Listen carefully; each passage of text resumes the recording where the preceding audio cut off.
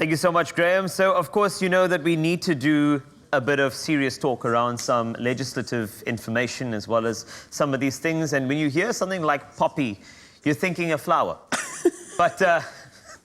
But what we do have is, in times where our personal data needs to be protected, and in South Africa, the Protection of Personal Information Act, often referred to as, here this is where it comes in, POPI Act, is a piece of legislation that oversees this fundamental human right. With the deadline for organizational compliance looming in July, it's time we get to know POPI a bit better, and recalling upon the legal guidance for our friend, from our friend, an expert in law. He's a director at legalese.co.za, Eitan Stern, to answer the question. My organization needs to be compliant with the POPI Act. So now what? So now what? What the hell? Yeah. So now what? We're not going to get through this if you make me laugh the whole way through. I'm not. No, this is a serious topic. And but let's look at it. You know, personal protection. I think it's something that we've been seeing a lot around about. I think you've seen it on certain social media platforms, etc. But this is the more corporate sort of space. And I would like to first start about POPI Act in South Africa. I mean, where did it come from, and essentially what is its aim? Okay, cool. So all around the world, governments and countries around the world are having this conversation. Suddenly, we've all realized data is everywhere. Yeah. It's used every day. We didn't used to think that much or care that much about it, but now it's used at such mass scale, and we've seen examples of it either being stolen or misused. There was the issue of the American election a few years ago where data was used to potentially even sway an election. We've had data breaches. And so every country around the world is trying to figure out, well, what do we do about data? So in South Africa, our solution has been this Protection of Personal Information Act. In Europe, you've got the GDPR.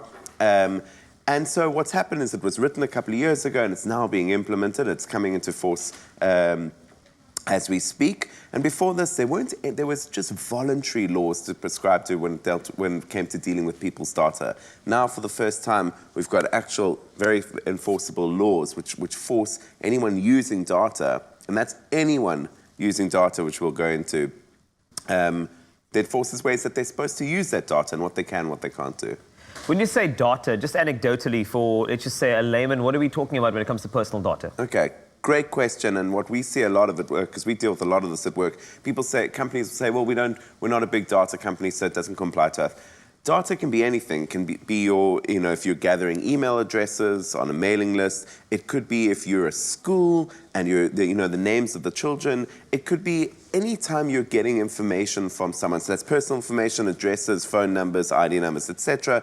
But it could be medical records. It can be family records. It can literally be any information that you as a company are taking within your course of business.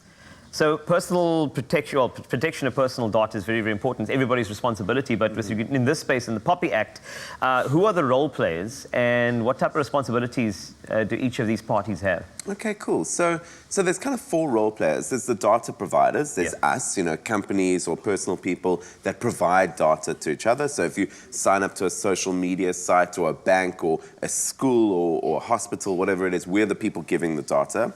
Then you get responsible parties. These are the people receiving the data, companies or personal people that are gathering data. And it doesn't have to be mass data. It could be someone walking. It could be every time you walk into a building and you've got to sign a register to say who you are and what floor you're going to. Yes. That's data. Anytime that you're collecting data, POPI is going to apply, whether it's digital or not. You then get operators, and these are people that are using data for other people. So, for example, if you've ever used something like SurveyMonkey to send surveys out, you would gather data from your clients, and you would use another operator to send that out.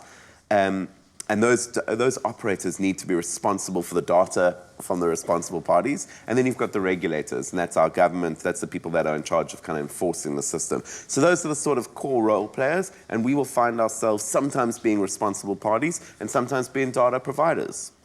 This is fascinating, and I think it's such an important topic to chat about, because personal data, it is everybody's responsibility to protect. But more importantly, whose responsibility is to implement the POPI Act? When's the deadline? Many of these questions answered just after the break with our legal expert, Eitan Stern.